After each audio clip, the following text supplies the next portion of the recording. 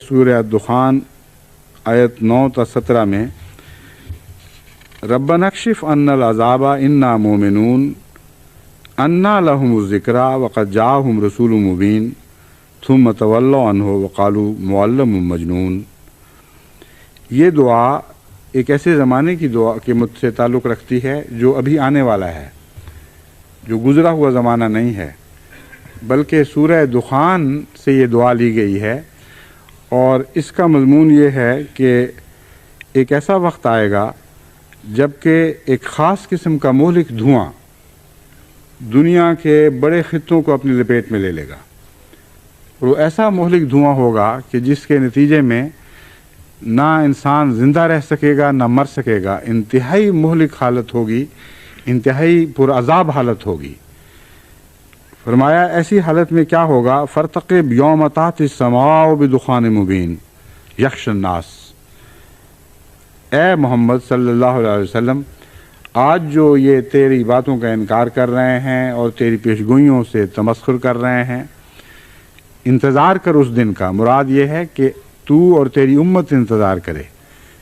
حضرت صلی اللہ علیہ وآلہ وسلم کو یہاں مخاطب کر کے آپ کے بعد آنے والے آخری زمانے تک پیدا ہونے والے مسلمانوں کو مخاطب فرما دیا گیا ہے، اہل اسلام کو مخاطب کیا گیا ہے، اور یہ بتایا گیا ہے کہ بعض ایسی پیشگوئیاں ہیں جو لازماً پوری ہونے والی ہیں۔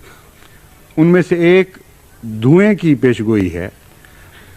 اب آپ سوچئے کہ آج سے 1400 برس پہلے دھوئیں کے عذاب کا کوئی تصور ہی پیدا نہیں ہو سکتا تھا، کسی انسان کے وہم و گمان میں بھی نہیں آ سکتا تھا کہ کوئی ایسا دھواں ہوگا جو زمین کے بڑے بڑے خطوں کو ڈھانپ لے گا، اور اس کے نیچے نہایت دردناک عذاب ہے۔ یہ ایٹمی دور کی بات ہے، اور ایٹمی دور سے پہلے کے انسان کے خواب و خیال میں بھی یہ بات نہیں آ سکتی تھی۔ بس اس دعا میں ہمارے لیے قرآن کریم کی صداقت کا بھی ایک عظیم الشان نشان ہے۔ فرمایا اے محمد ان سے کہہ دے کہ ہم تجھ سے یہ کہتے ہیں کہ تو انتظار کر، ایک ایسا زمانہ لازماً آئے گا جب کہ ایک بہت بڑا دھواں دنیا کے عظیم خطوں کو ڈھانپ لے گا۔ یخشی الناس، یہاں خطوں کی بجائے لوگوں کا ذکر فرمایا ہے، کیونکہ دراصل وہ دھواں ظالم انسانوں کو سزا دینے کے لیے ان پر مسلط کیا جائے گا۔ ھذا عذاب علیم، یہ تو بہت ہی دردناک عذاب ہے۔ اب بتائیے کہ اس زمانے کا انسان تو درکنار، آج سے 100 سال پہلے کا انسان بھی کیا یہ تصور کر سکتا تھا کہ کوئی ایسا دھواں دنیا پہ پھیلے گا جس کے نیچے بہت ہی دردناک عذاب ہے؟ سوائے ایٹمی دھوئیں کے اور کوئی تصور اور کوئی دلیل اس دھوئیں کے تصور کی موجود ہی نہیں، جس کو یہ علم ہو کہ ایک ایٹم بم کے نتیجے میں بہت خوفناک قسم کے بادل اٹھیں گے اور وہ دنیا کو ڈھانکیں گے، جہاں جہاں جائیں گے وہاں عذاب پھیلاتے چلے جائیں گے۔ جب تک یہ علم نہ کسی کو ہو یہ بات نہیں کہہ سکتا۔ بس یقیناً یہ خدا کا کلام ہے، عالم الغیب خدا کا کلام ہے، حضرت اقدس محمد مصطفیٰ صلی اللہ علیہ وآلہ وسلم کا کلام نہیں۔ آگے فرمایا وہ کیا دعا کریں گے اس وقت، ربنا اکشف عنا العذاب انا مومنون۔ وہ یہ کہیں گے کہ اے خدا اس عذاب کو ہم سے ٹال دے، ہم ایمان لے آئیں گے۔ بس معلوم ہوتا ہے کہ جب تک یہ واقعہ نہ ہو اسلام کی طرف بنی نوع انسان کا رجوع نہیں ہوگا، کیونکہ یہ دھوئیں کا عذاب اس وقت آئے گا بنی نوع انسان پر جب کہ بنی نوع انسان اکثریت کے لحاظ سے شریر ہوں گے، ورنہ تو خدا کا اتنا خوفناک، خدا کی طرف سے اتنا خوفناک عذاب نیک بندوں پر نہیں آیا کرتا۔ اگر وہ ایمان لے آتے تو اس عذاب کے آنے کا سوال ہی باقی نہ رہتا۔ بس یہ استدلال کیا جا سکتا ہے کہ اسلام کے قبول عام کے وقت سے پہلے لازماً نیوکلیئر بامز دنیا میں چلیں گے، اور دنیا کی ترقی یافتہ قومیں جو چاہیں کر لیں اس قسم کی نیوکلیئر جنگ سے ہمیشہ کے لیے بچ نہیں سکیں گی۔ بالآخر ضرور ان کی غلطیاں ان کو نیوکلیئر وارفیئر پر مجبور کر دیں گی، اور اس کے نتیجے میں دو باتیں پیدا ہوں گی۔ بہت ہی خوفناک زہریلے دھوئیں کے بادل دنیا پر پھیلیں گے اور انسانوں کو شدید عذاب میں اور دردناک عذاب میں مبتلا کریں گے۔ دوسری بات یہ کہ اس کے نتیجے میں وہ ایمان لانے کی طرف متوجہ ہو جائیں گے۔ اس سے پہلے بھی ہیروشیما اور ناگاساکی میں 2 بم پھٹ چکے ہیں، لیکن ان کے نتیجے میں انا مومنون کا وعدہ کی آواز وہاں بلند نہیں ہوئی تھی اور نہ دنیا نے اسلام کی طرف توجہ کی۔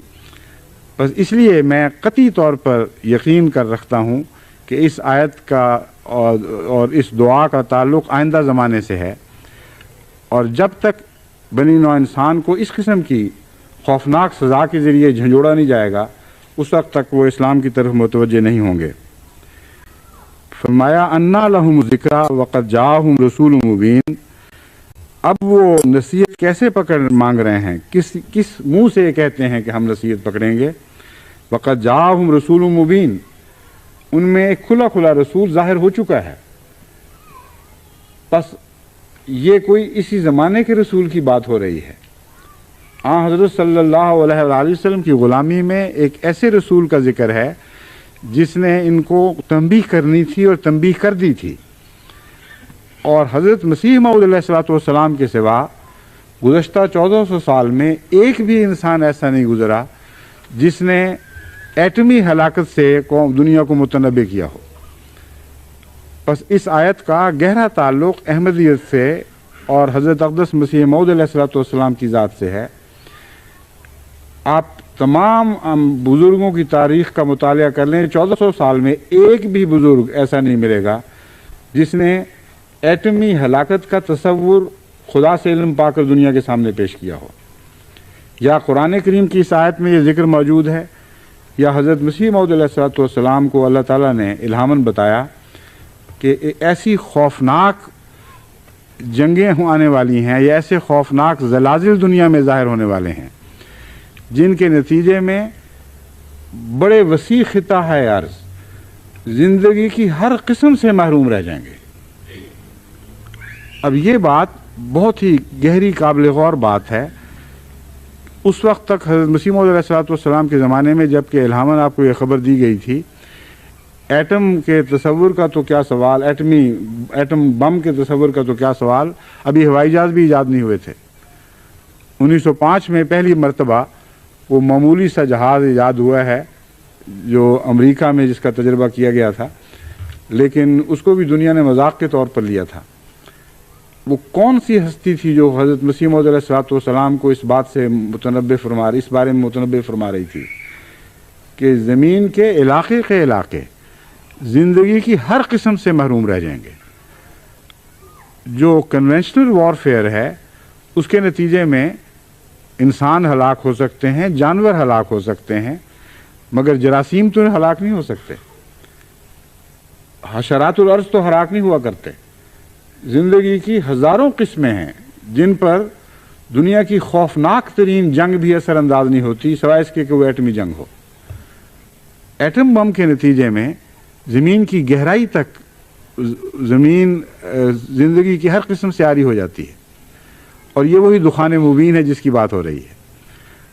بس اس لیے میں نے یہ بات کھولی کہ اس دعا کا تعلق آنے والے وقت سے ہے، اور اس